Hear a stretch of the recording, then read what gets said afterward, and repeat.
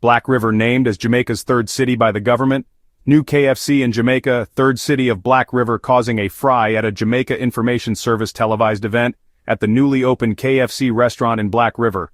Prime Minister Andrew Holness declared that Jamaica's third city will be in St. Elizabeth, Jamaica.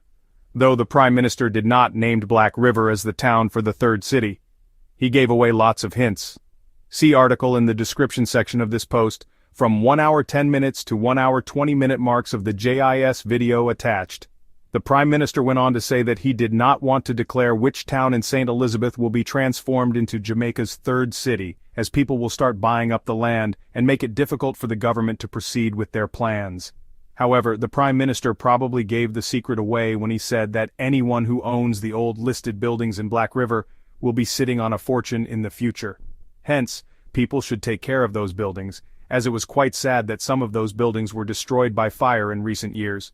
A JIS news article has also stated that, quote, Prime Minister, Dr. the Most Honorable Andrew Holness, has lauded Restaurants of Jamaica, ROJ, operators of the KFC and Pizza Hut franchises, as a key partner in national economic development, particularly as the company opened its 42nd location in the historic town of Black River, St. Elizabeth. KFC is indeed a true Jamaican company. They are more than just a brand, they are also a partner in our national development, he said during the KFC restaurant's grand opening on Saturday, July 26th.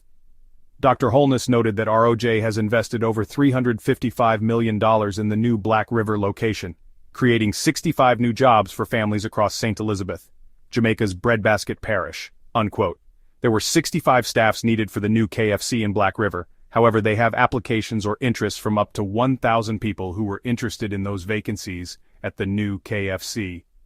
In a town about 5 miles away, they had up to 100 applicants for the vacancies.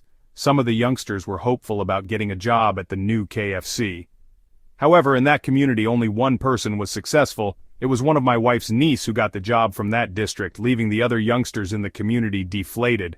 The issue for me is that people in their 30s and 40s would not even bother to apply for a job at that KFC because there are no hope for them, and this is true all across Jamaica. People in their 30s and 40s have up to 30 years that they could be working and contributing to the Jamaican economy instead of staying home because they have no skills.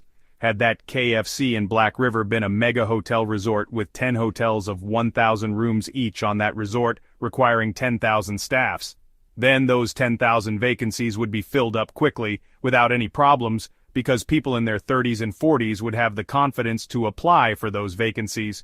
Of course, the HEART program would need to get involved to do the training in Black River. Hence, what Jamaica needs now is 20 mega-large hotel resorts, with 10 hotels on each resort to provide jobs for 300,000 of our underclass population. 2 of these mega hotel resorts with 10 large hotels on each resort could be in St. Elizabeth. One could be in Black River or just outside Black River town boundaries. Then we need to build 300,000 affordable houses in Jamaica for those on minimum wage, which they will pay for from their permanent full-time employment in the tourism industry. This is what will keep young people in work. When they have a house to pay for, people will be willing to do 2 and 3 jobs like we do when we migrate abroad. This should be a 10 years project with 30,000 houses being built each year starting immediately. Studies from all over the world have shown that young men who have a house and a young family to take care of are far less likely to fall into crimes than those who are single and does not have that responsibility of looking after a family. Unskilled young men need to know that they have a stake in Jamaica and that they have great opportunities before them in Jamaica. By the time the 200 new mega hotels are finished building, minimum wage should be doubled to $200 per week. This will allow every hotel workers in Jamaica to pay for their houses. Minimum wage has risen by over 30% per year over the past 3 years on average. It only needs to rise by half that rate of increase over the next 5 to 6 years to double again. The hotels will be built by foreigners, FDIs. Hence, Jamaica will not need to borrow any money to build the hotels needed. It is the money that the government raised from the hotels that will build out Jamaica's infrastructures.